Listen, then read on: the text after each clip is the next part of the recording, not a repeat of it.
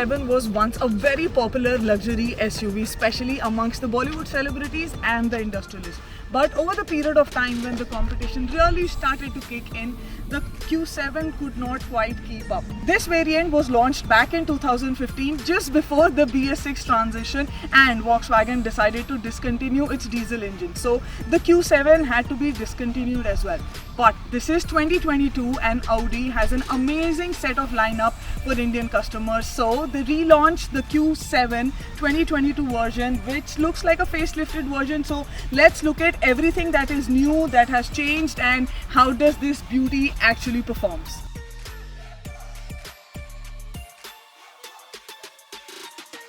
When I look at the SUV, the front is imposing and makes it look very powerful. It's got matrix LED headlamps with dynamic turn indicators. The vertical chrome slats makes the single frame grille stand out in the front and is obviously the first thing that is going to catch your eye. The big side cladding, the silver roof rails and the chrome that runs all around the car makes the car looks extremely sporty and brings out that SUV-ness in it. At the rear, you've got a combination of LED headlamps with dynamic turn indicators and a redesigned bumper with higher air inlets, which gives you a three-dimensional look. The Q7 sits on the 19-inch alloy wheels, and by looking at it, I do not get that awe factor in it. I mean, this is a luxury SUV and alloy wheels are important for its striking design. Apart from these, the major changes are inside the cockpit of the car, so let's go see that.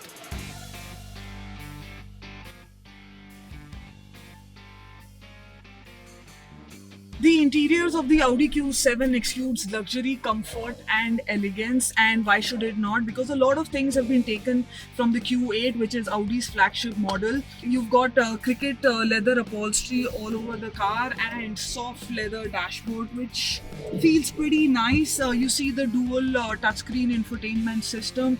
This is 12.3-inch fully digital infotainment system. The steering wheel feels nice. You've got two roll buttons on the steering wheel.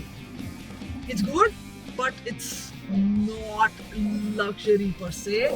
This display can be tailored to the driver's requirement to show speed, maps, radio, media information and so much more. There's a lot of space on offer. You see two cup holders here, a 12V charging point, armrest, you can charge your phone, there's wireless charging, some more space here on the armrest, there's space in the glove box. Now I really like this flat dashboard look that this car has. Now this is premium, this feels and looks pretty premium to me. You've got obviously automatic climate control and all the other basic functionalities that you see in a car, your music, you've got your radio, media, connect your phone, navigation, settings. You've got a lot of phone apps as well. You can obviously connect your smartphone and you have Apple CarPlay and Android Auto. You can obviously customize all the settings, entertainment. This is a connected device. Now what I really like in this car is the 3D overhead view camera that shows you full 360-degree surrounding of the parking assist. The gear lever is also pretty nice and broad, gets a good hold. The front seats are obviously automatically adjustable with memory function. Don't have memory function at the rear. The seats are comfortable and you've got standard 8 airbags. Obviously German safety. You've got cruise control system with speed limiter, park assist, lane departure warning. You've got contour ambient light which can select up to 300 color options. It's got B&O premium sound system with 19 speakers and 730 watt output coupled with 3D sound technology. As much as I love being at the driving seat, I think this car is mostly going to be chauffeur driven. So let's look at the second row. The second row looks absolutely spacious and very comfortable. There is enough leg room and headroom and shoulder room to stretch my arms. I think 3 people can very comfortably sit here. Did I say comfortably? I'm not sure if my knees are going to be very comfortable. The board is not flat, so the person sitting in the middle will sort of have to split the leg and sit. You've got 3 separate seat belts. There is provision for armrest in the center seat as well with 2 cup holders. This is hard plastic. I don't like this.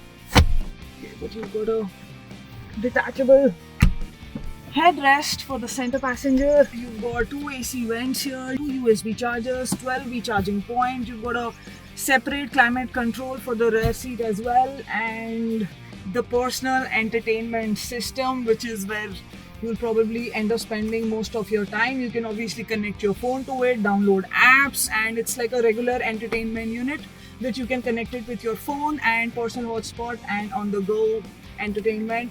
You've got side AC vents on the door as well, so that is pretty nice. You've got a spot for hanger and these little things that exaggerate the premium look of the car. You've got sunshades, which is very important, especially in Delhi, and this massive panoramic sunroof. Now let's look at the boot space in the car because that is important for a family SUV.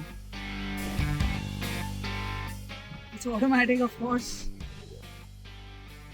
You've got a massive boot space. That's only if you turn down the jump seats. Now this is a huge SUV with 5 regular seats and 2 jump seats for the kid. I don't think adults can sit there, so mostly use it for the boot space. You've got seat belts and cup holders for the third seats, obviously, but I don't think I can fit there.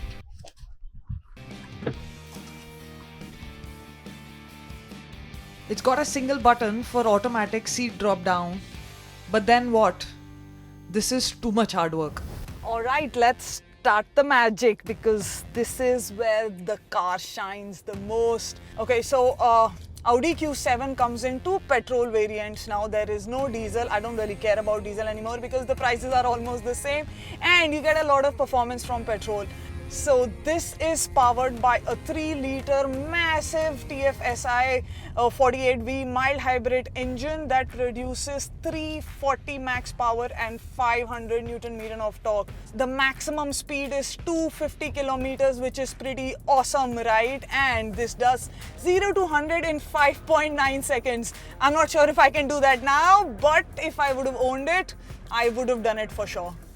The drive is just so effortless. If I want to pick up, I'll just push the pedal and there I go. It has 7 driving modes, so you can drive very easily in city, off-road as well. Now I know you might see a lot of dust inside the car, and that is because I took it off-roading. This has Quattro all 4-wheel drive, so I had to test ride it for myself, right? I mean, this car is built for Indian roads and sometimes non-roads, so that is pretty nice. The best feature on the car has to be the adaptive air suspension. I mean, seriously, no matter what roads or even no roads, off-roading, it doesn't matter. The car and the suspension takes everything in its stride. It's just so beautiful. Now I am on some twists and turns, so there I can feel absolutely zero body roll. So that is pretty nice as well. It is very important for an SUV to not have any roll in the car. So this has 8-speed gearbox, so you have enough power and torque throughout the 8 gears to just ride it in any gear or any speed you want effortlessly. This is so smooth, agile and so much fun. I mean, this car, being an SUV, this is so light on its feet. I can very easily maneuver in traffic, sharp turns. Parking is also not a problem in this car, so I really love the way it drives. Okay, let's check out the brakes now. I mean, they are just as precise as they should be. Stops when you want them to. It's pretty great. The safety system, the ride quality, the handling, really nice. Now I know there's only petrol option available and the mileage is 11 km per liter. The price are skyrocketing. So I know it's not the best, but luxury and this kind of driving comes at a price. The Q7 comes in stunning 5 colors: white, black, grey, silver, and this is Navara blue. The facelift version of Audi Q7 was launched earlier this year in 2 petrol variants at a starting price of 80 lakh rupees. This one is 88.3 lakh rupees ex-showroom. I simply love the way car drives and handles, especially the air suspension is just top notch. This would be an absolute delight for family weekend getaways. This has enough space for 5 people and 2 kids. So I think this can prove to be a very nice option. Having said that, the competition is offering so much more at almost the same price, so I really think the Audi needs to kick it up a notch, especially when it comes to the luxury on offer. So here it is. Go for a test drive before you make your decision.